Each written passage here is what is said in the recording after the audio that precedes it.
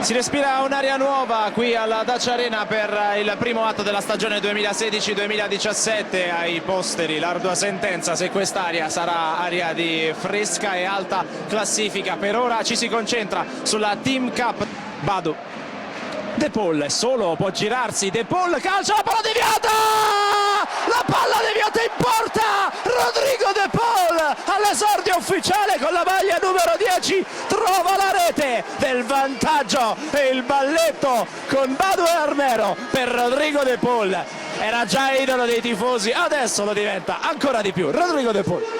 Applausi a De Paul, applausi a Karnezis. Adesso il corner, la palla allontanata da Felipe, resta lì Valentini forse con una mano, Nenè, gol.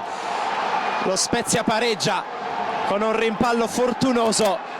Alla fine forse l'ultimo tocco è stato di Errasti.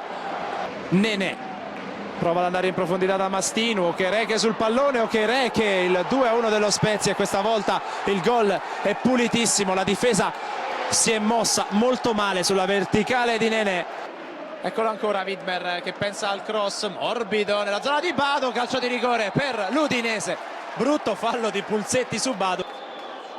Il fischio di Abisso, la partenza sincopata di Duvan Zapata che sbaglia il calcio di rigore tirando effettivamente male.